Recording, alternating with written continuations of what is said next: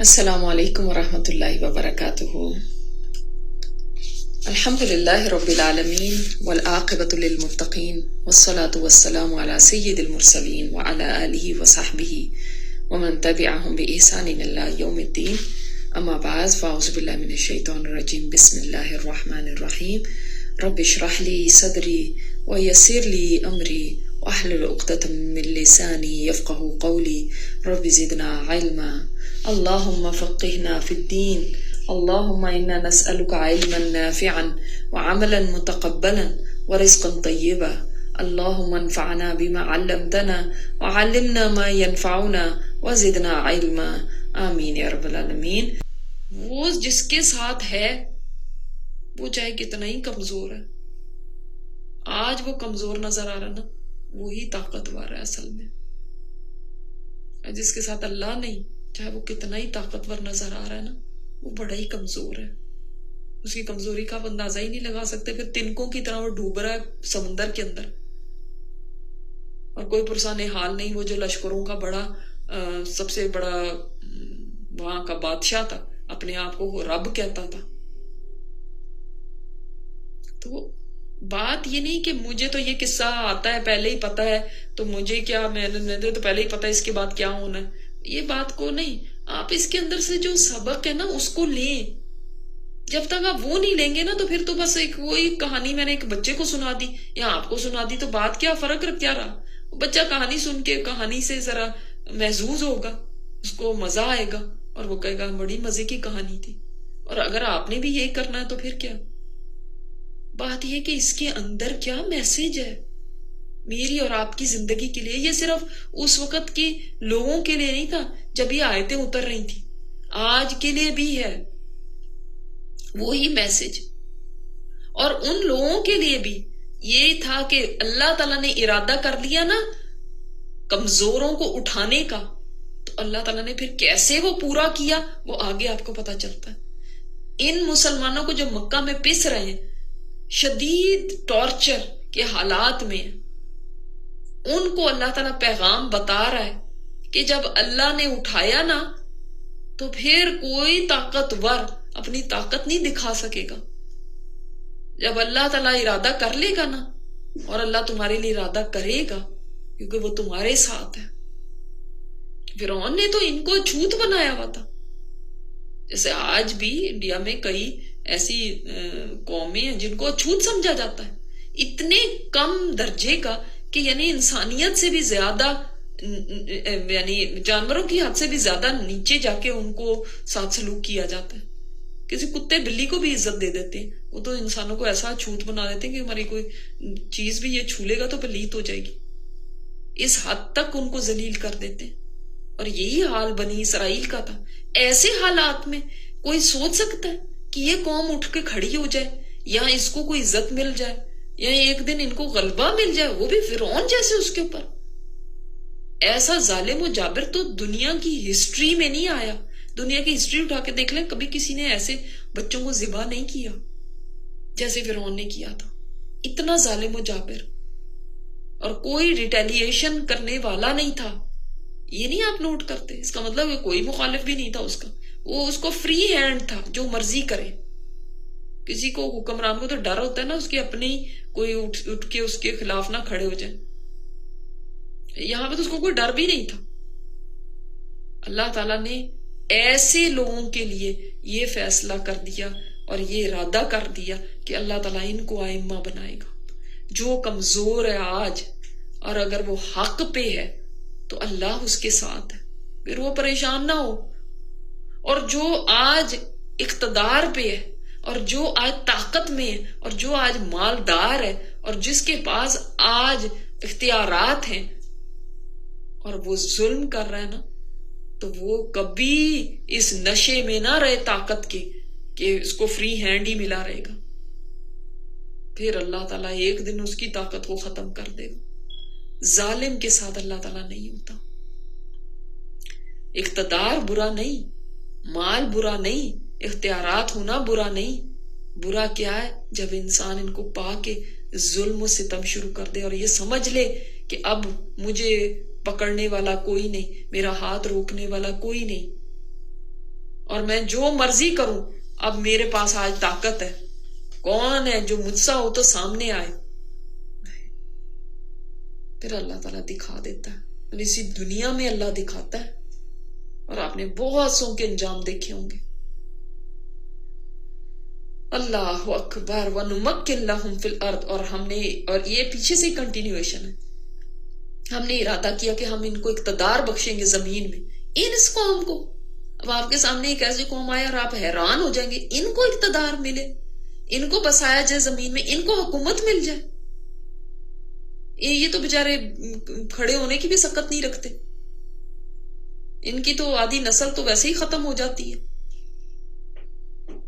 وَنُرِيَ فِرْعَوْنَ، اور ہم، یہ پیچھے سے ہی بات چل رہی ہے، وَنُرِيدَ یہاں سے، اور ہم نے کیا چاہا کہ ہم دکھائیں فرعون کو اور حامان رائٹ ہینڈ تھا فرعون کا، اس کا بڑا وزیر تھا، جو کہ سمجھ لیں کہ اس کے سارے کاموں میں اس کے ساتھ ایکولی مجرم تھا، اور جنودہما، اور ان دونوں کے لشکروں کو، فرعون اور حامان کے لشکر بھی تھے، ظاہر ہے ان کے سارے سپورٹر بھی تھے، ان کے وزراء بھی تھے، ان کے فوجی بھی تھے،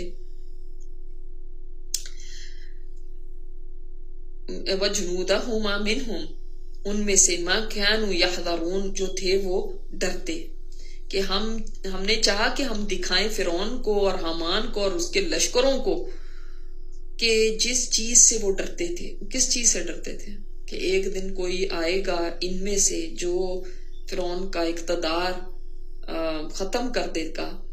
تو اللہ تعالیٰ نے فرمایا ہم نے وہی چیز ان کو دکھا دی جس کے ڈر کی وجہ سے وہ بچے ذبح کرتے تھے، وہی اللہ تعالیٰ ان کے سامنے لیا۔ دیکھ لیں اب لوگ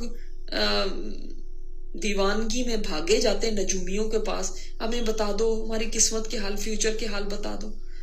اچھا بالفرض وہ کوئی بات بتا بھی دیتے، جیسے فرعون کے پاس خبر پہنچ گئی کہ یہ اسرائیلی بچہ ایسے میرا اقتدار ختم کرے گا، اس کے بعد کیا ہوا؟ کیا وہ اپنے اقتدار کو پھر بھی بچا سکا؟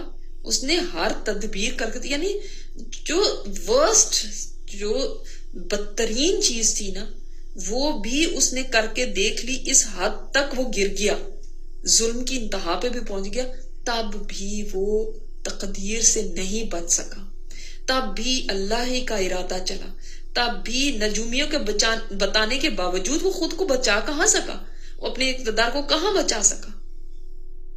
تو یہ چیزیں کرنا کہ بھئی مجھے بتا دو یہ یہاں پہ شادی کروں کہ نہیں کروں، یہ سفر کروں کہ نہیں کروں، کاروبار شروع کروں کہ نہیں کروں، اللہ پہ بھروسہ نہیں ہے، اور ان پہ بھروسہ ہے، ان نجومیوں پہ۔ اللہ اکبر۔ تو اسی سے آپ کو یہ سبق نہیں مل جاتا کہ ایسے لوگوں سے باتیں پوچھنا، گناہ کی بات تو ہے ہی ہے، وہ تو میں نے آپ کو پہلے بھی بتایا تھا کہ ایسے شخص نے انکار کر دیا اس چیز کا جو آپ صلی اللہ علیہ وسلم لے کر آئے، اور آپ صلی اللہ علیہ وسلم یہ دین اسلام لے کر آئے، اسلام کا انکار کر دیا اس نے۔ اتنا بڑا یہ گناہ ہے، وہ گناہ تو کیا ہی کیا، لیکن ساتھ خود کو کبھی بچا بھی نہیں سکو گے۔ جو چیز ہونی ہے وہ ہو کے رہے گی۔ اب چاہے استخارے کی بات کیوں نہ ہو، استخارہ بھی غیب کی خبر معلوم کرنا نہیں ہے کہ ذرا استخارہ صحیح آیا تو میں کروں گی، نہیں ہے صحیح آیا تو میں نہیں، ایسے نہیں ہے۔ تو اللہ سے آپ دعا مانگ رہے ہیں، اللہ تعالیٰ بہتری ہے تو کر دینا، اللہ نہیں بہتری ہے تو نہ وہ میرے نصیب میں۔ لیکن ہم نے اس کو بھی نہ نجومی سمجھ لیا، استخارہ نہ ہو گیا، نجومی ہو گیا، جو آپ کو بتائے گا کہ آپ کریں گے نہیں کریں۔ ہاں اللہ تعالیٰ کے بچانے کے اپنے ڈھنگ ہیں، وہ کسی طرح بھی بچا سکتا ہے، چاہے دل میں خیال ڈال کے، جیسے آگے آئے گا موسیٰ کے دل میں اللہ تعالیٰ نے خیال ڈال دیا، یا کسی اور طریقے سے اللہ تعالیٰ بچا لے گا آپ کو جب اللہ نے بچانا ہو۔ مگر یہ سمجھنا کہ یہ غیب کی خبریں ہیں، یہ مجھے پہنچتی ہیں، تو یہ بالکل بات غلط ہے۔ اب یہاں پہ اب آگے ہمیں بتایا جا رہا ہے کہ پھر کس طرح ہوا۔ اب ہماری عقل تو دنگ رہ جاتی ہے نا، ہم سوچتے ہیں یہ کیسے ہو سکتا ہے، ہاؤ از اٹ پاسبل کہ اللہ تعالیٰ فرما رہا ہے کہ اللہ تعالیٰ نے زمین میں اقتدار دے دیا ان کو، اللہ تعالیٰ نے دکھانا چاہا کہ میں دکھا دوں ان کو جس چیز سے یہ ڈرتے تھے، وہی چیز ان کو دکھا دوں، تو یہ کیسے پھر پاسبل ہوا؟ تو آگے اب وہ سٹوری بتائی جا رہی ہے کس طرح یہ پاسبل ہوا، اب اس کی ڈیٹیلز ہیں جس پہ ہماری عقل دنگ ہے۔ اور یہیں سے پھر موسیٰ علیہ السلام کی پیدائش کا قصہ شروع ہوتا ہے. موسیٰ علیہ السلام کے بارے میں قرآن کریم میں تقریباً 514 آیتیں ہیں جن میں موسیٰ علیہ السلام کا ذکر ہے. اس سے آپ کو پتا چلے گا کہ موسیٰ علیہ السلام اللہ تعالیٰ کو کتنے لاڈلے تھے، کتنے محبوب نبی تھے. ہم پڑھ بھی چکے ہیں اکثر تو البقرہ، نساء، مائدہ، نام، اعراف، انفال، یونس، ہود، ابراہیم، نحل، بنی اسرائیل، کہف، مریم، طہ، انبیاء، مومنون، فرقان، شعراء، نمل، قصص. یہ یہاں تک ہم پڑھ چکے ہیں. آگے بہت ساری صورتیں جن میں آپ موسیٰ علیہ السلام کا قصہ اور پڑھیں گے. سبحان اللہ.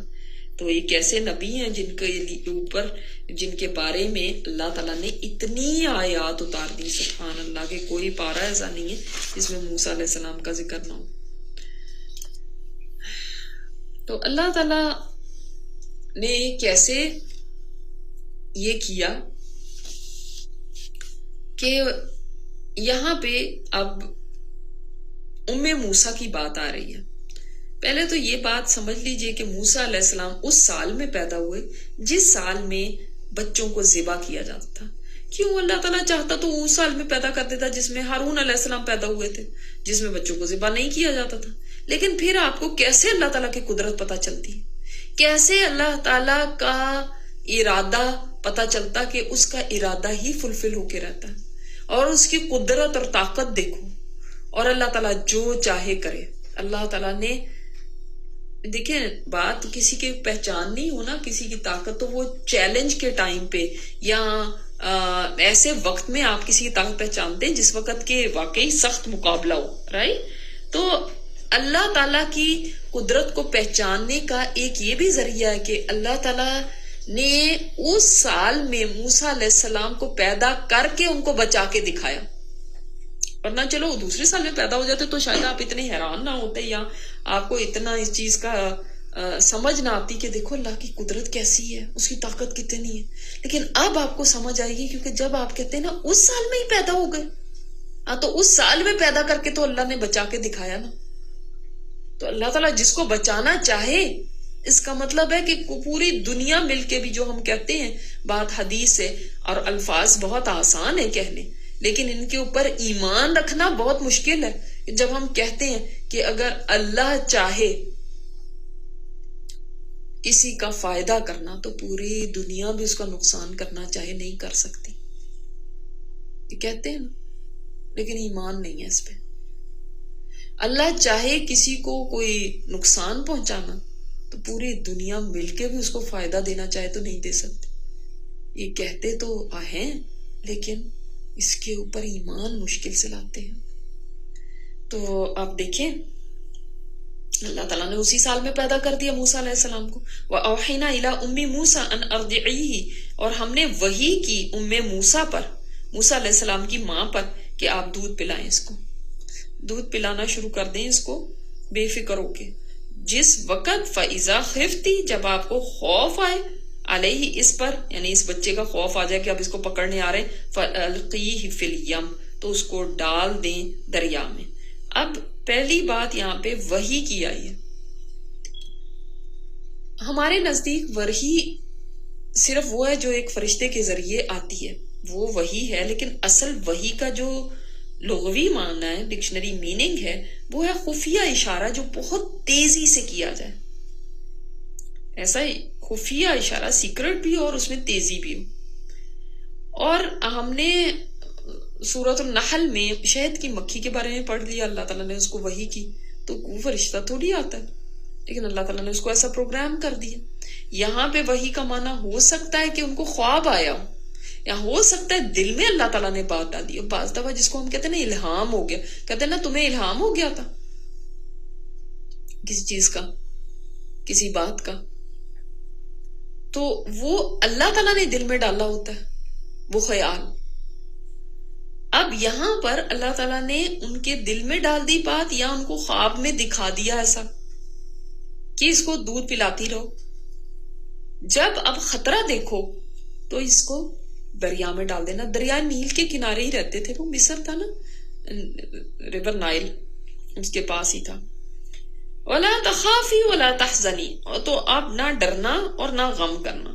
ڈر کس کا ہوتا ہے؟ اکثر فیوچر کا ڈر ہوتا ہے کہ انسان کو خدشات جو ہوتے ہیں نا کہ ہائے ایسے نہ ہو جائے، ہائے یہ نہ ہو جائے، پتہ نہیں اگر یہ ہو گیا تو کیا ہوگا، یہ ہوتا ہے خوف. اور حزن کیا ہوتا ہے؟ غم پاسٹ کا ہوتا ہے. یعنی آپ ان کے لحاظ سے دیکھیں تو جب پانی میں ڈال دیں گے تو خوف تو ہوگا نا کہ ہائے ڈوب ہی نہ جائے، پتہ نہیں کیا ہو جائے، کوئی مچھلی نہ کھا جائے، پانی کی موجیں پتہ نہیں کہاں سے کہاں لے جائیں، کس کے ہتھے چڑھ جائے. اور غم جدائی کا، بچے کی جدائی کا غم تو ہوتا ہے. اِنَّا رَادُّوهُ إِلَيْكَ، ہم لے آئیں گے اس کو آپ کے پاس واپس. دو خوشخبریاں، وَجَعِلُوهُ مِنَ الْمُرْسَلِينَ، اور ہم اس کو بنا دیں گے رسولوں میں سے. اب دو انسٹرکشنز ہیں، دو ان کو باتیں ان کی پرسنل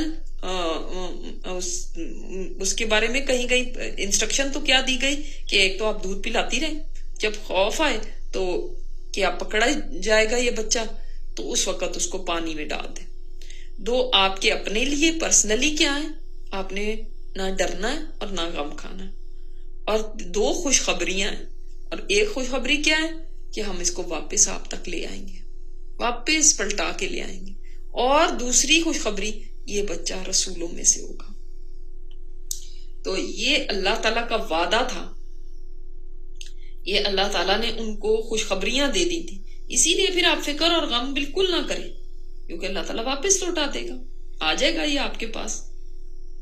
اور اب آپ دیکھیں نا، یہ کہنا تو بڑا آسان ہے لیکن یہ کرنا بڑا مشکل ہے. ایک بچے کو، دودھ پیتے بچے کو خود ماں اپنے ہاتھوں سے دریا میں ڈال دے، اس کے بعد ڈر اور غم بھی نہ کوئی ہو، ٹھیک ہے. لیکن یہ خوشخبریاں ساتھ دے دی تو ان کو حوصلہ دے دیا، فَالْتَقَطَهُ، بس اٹھا لیا اس کو. اچھا، اب آپ نا ساتھ ساتھ جیسے اپنے ذہن میں ایک پکچر لے کر آئیں کہ جیسے کہ آپ وہاں پہ ہیں، کیونکہ یہ اتنی ڈیٹیل میں ہے نا یہ سارا قصہ کہ آپ بہت آسانی سے اپنے ذہن میں یہ سارے سینز لا سکتے ہیں. ایک عورت ہے، اس کا نیو بورن بیبی ہے، اور باہر پتہ چلتا ہے کہ ظاہرہ ڈھونڈتے پھر رہے ہیں وہ. انہوں نے ایسے پورا ایک ٹیم بنائی ہوئی تھی جس میں وہ لوگ تھے جو کہ اطلاع دیتے تھے کہ کہاں پہ بچہ پیدا ہو گیا، تاکہ وہاں پہ فرعون کے جو سپاہی ہیں وہ آ کے بچے کو ذبح کر دیں. ایسی دائیاں بھی تھیں، اس فوراً ہی اطلاع دے دیتی تھی لڑکا ہوا یا لڑکی ہوئی ہے، اور اس بچے کو قتل کر دیا جاتا تھا. تو اب وہ کتنا ہسٹائل ماحول ہوگا، کتنی اس میں انگزائٹی ہوگی. ہم اپنی انگزائٹیز کو سوچتے ہیں نا بعض دفعہ کہ آئے مجھے تو اس چیز کی انگزائٹی ہو گئی، آئے ایسے کیوں ہونا ہو جائے، یہ نہ ہو جائے، پتہ نہیں کیا کیا خوف ہم نے ذہن میں پالے ہوتے ہیں. امیجن کریں ام موسیٰ کا خوف. اور یہ دیکھیں آپ کہ دودھ پیتا بچہ جو ہے وہ ماں کو سب سے زیادہ پیارا ہوتا ہے. اسی لیے آپ دیکھیں سورہ حج میں ہم نے جو آیات پڑھی تھی، اللہ تعالیٰ نے قیامت کے دن کے جو ہولناکی ہے اس کو بیان فرمایا. تو اللہ تعالیٰ نے کیا فرمایا کہ ہر دودھ پلانے والی اپنے دودھ پیتے بچے کو بھول جائے گی. کیوں؟ یہ کیوں نہیں کہہ دیا ہر ماں اپنے بچے کو بھول جائے گی؟ یہ بھی تو کہا جا سکتا تھا. دودھ پلانے والی کا کیوں ذکر کیا؟ اس لیے کہ سب سے زیادہ اٹیچمنٹ ماں کو اپنے دودھ پیتے بچے سے ہوتی ہے، سب سے زیادہ، جس کو وہ فیڈ کراتی ہے. تو ایسے بچے سے جدائی ماں کے لیے بہت مشکل ہوتی ہے، اس کو اپنی نظروں سے دور کرنا. اور خاص طور پہ یہاں پہ جو حالات ہیں ان حالات کے اندر تو کتنا اللہ تعالیٰ کی طرف سے بڑی تسلی دی گئی. تو تبھی ام موسیٰ نے یہ قدم اٹھایا. اب جب انہوں نے خطرہ محسوس کیا تو کہا جاتا ہے ایک لکڑی کا تابوت سا تھا جس کے اندر بچے کو ڈال دیا اور اس کو پانی کے سپرد کر دیا. سبحان اللہ، حوصلہ دیکھیں اس ماں کا. اور یہ صرف اللہ پہ بھروسے کی بات ہے کہ اللہ تعالیٰ کی بات پہ بھروسہ تھا تو وہ یہ ایسا کر پائیں. جب اللہ تعالیٰ کی ذات پہ بھروسہ نہ ہونا تو پھر انسان کے لیے یہ قدم تو کیا تھا نا، ہر چیز ہی مشکل ہو جاتی ہے. اور دوسری بات یہ، ہم کہتے ہیں نا زبردست آئیڈیا مجھے آیا تو میں نے یہ کر لیا. جب کوئی چیز اچھی نکل آتی ہے تو پھر ہم اکثر یہ بات کہتے ہیں. حالانکہ وہ دیکھا جائے یہاں سے آپ ان آیتوں سے دیکھیں تو وہ ہمارا آئیڈیا نہیں ہوتا، اللہ تعالیٰ نے دل میں الہام کیا ہوتا ہے، بات ڈالی ہوتی ہے دل میں. ٹھیک ہے. اب دیکھیں دریا تو وہی تھا، وہی تھا نا دریا پہلے بھی، اتنے بچے ذبح ہو رہے تھے، آئے دن بچے ذبح ہو رہے تھے، اور دریا بھی موجود تھا. کسی اور ماں نے کیوں نہیں سوچ لیا؟ یہ نہیں آپ نے سوچا کہ کوئی اور ماں کیوں نہیں یہی آئیڈیا لے کر آ گئی کہ چلو جی میں بھی بچے کو اس طرح ڈال دیتی ہوں اور اس سے بچہ بچ جائے گا. ظاہر ہے ان کو یہ یقین تھا نا کہ بچہ بچ جائے گا، تبھی انہوں نے ڈالا. اگر یہ ہوتا کہ یہ بچہ اس میں ڈوب ہی جانا ہے تو پھر تو نہ ڈالتی. تو اللہ تعالیٰ سے حسن ظن تھا نا. امام ابن القیم لکھتے ہیں کی بات ہے جو فرماتے ہیں، مدارج السالکین کتاب کے اندر ان کی قول ہے کہ وہ فرماتے ہیں کہ جب بندہ اللہ تعالیٰ سے حسن ظن رکھتا ہے نا اور اس کی امیدیں خالص اللہ کے ساتھ ہوتی ہیں اور اللہ پر توکل کرنے میں وہ سچا ہوتا ہے، تو اللہ تعالیٰ اس کے جتنے عزائم ہوتے ہیں ان کے حصول میں اس کو ذرا بھی مایوس نہیں کرتا. یعنی اللہ سے حسن ظن، امید میں خالص اللہ سے ہی امید، اور توکل اللہ کے اوپر، واقعی اللہ پہ بھروسہ ہو کہ اللہ تعالیٰ مجھے مایوس نہیں کرے گا، اللہ تعالیٰ میرے یہ کام صحیح کر دے گا. تو اللہ تعالیٰ اس کے جو بھی اس کے کام ہے ان میں اس کو مایوس نہیں ہونے دیتا. تو لہٰذا اب ہم دیکھیں کہ اتنی عورتیں تھیں وہاں پہ جن کے بچے ذبح ہوتے تھے، لیکن انہوں نے کبھی بھی نہیں اس طرح کیا کہ تابوتوں میں بچے ڈال کے تو وہ بھی ڈالتی رہتی. اس کا مطلب خاص اللہ تعالیٰ کی طرف سے ام موسیٰ کے دل میں ڈالا گیا نا.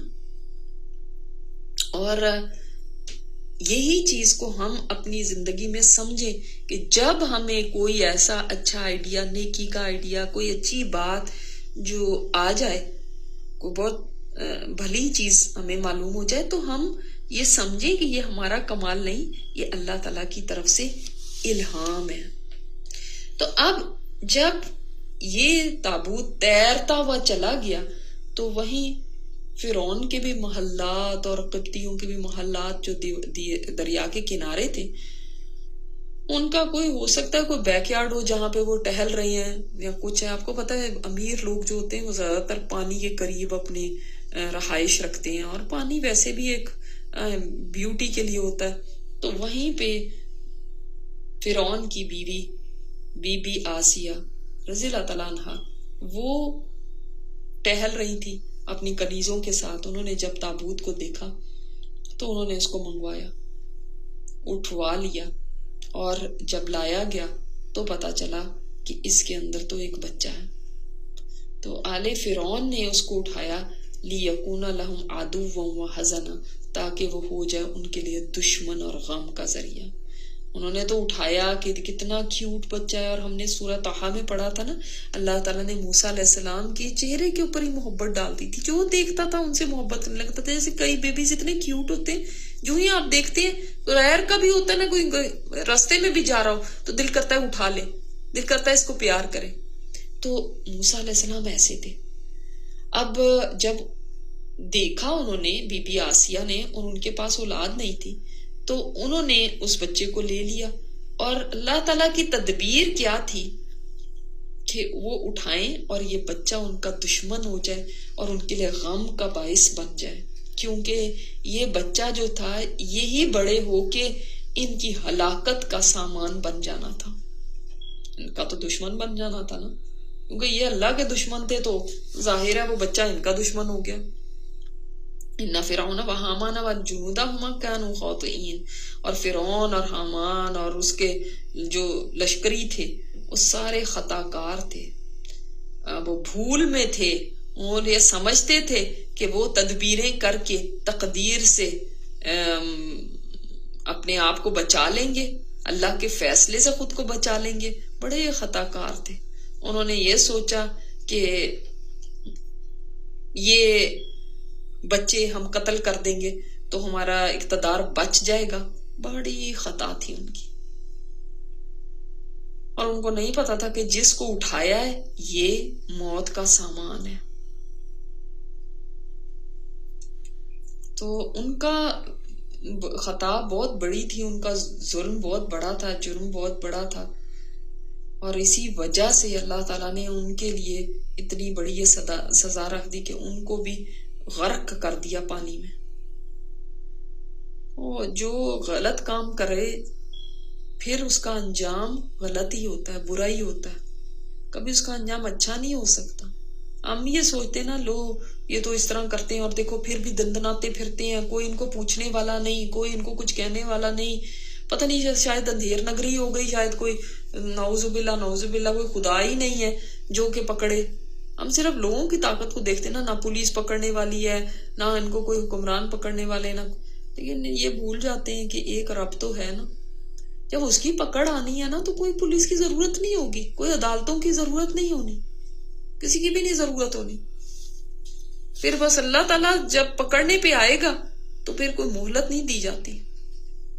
اور یہ تو بدترین لوگ تھے، اور آپ صلی اللہ علیہ وسلم نے فرمایا بدترین حکمران وہ ہے جو سنگ دل ہے اور تند خو ہے، اور اس وجہ سے لوگوں پر ظلم ڈھاتا ہے، بے رحمی کے ساتھ ان کو کچل کے رکھ دیتا ہے، وہ بدترین حکمران ہے۔ ایک اور حدیث میں آتا ہے ترمذی کی، آپ صلی اللہ علیہ وسلم نے فرمایا جو بادشاہ اپنا دروازہ ضرورت مندوں، حاجت مندوں، مسکینوں اور محتاجوں پہ بند کر دے، یعنی ان کے اس کو پرواہ ہی نہ ہو کہ ان کی کیا ضروریات ہیں اور کیا ہیں، اور وہ اپنے اس نے کان بند کیا میں اس کو نہیں کوئی فرق پڑتا، تو اللہ تعالیٰ اس پر ضرورت کے دروازے بند کر دے گا اور مسکنت کے دروازے کھول دے گا، قیامت میں یا دنیا میں۔